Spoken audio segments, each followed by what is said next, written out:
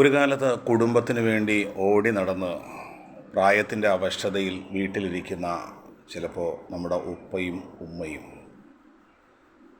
അവർക്ക് പെൻഷനൊന്നും ഉണ്ടാകില്ല. പക്ഷേ ഉപ്പയുടെ മെഡിസിനും ഉപ്പയ്ക്ക് വേണ്ടുന്നതെല്ലാം മക്കൾ ചെയ്തു കൊടുക്കുന്നുണ്ട്.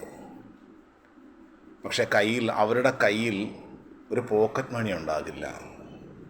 പലപ്പോൾ ചോദിക്കും, ഉപ്പാക്ക് എന്തിനാണ് ഈ പൈസയുടെ ആവശ്യം?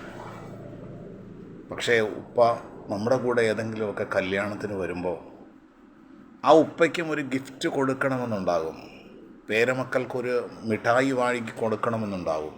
അവരുടെ കൈവശം പൈസ ഇല്ലെങ്കിൽ, അവരുടെ കൈവശം എന്തെങ്കിലും ചില്ലറ ധനമില്ല എങ്കിൽ വല്ലാതെ പ്രയാസപ്പെടേണ്ടി വരും.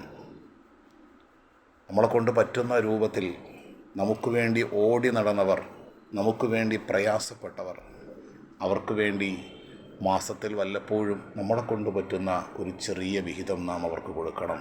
പരലോകത്തത് വെളിച്ചമാകും. അസ്സലാമു അലൈക്കും വറഹ്മത്തുള്ളാഹി.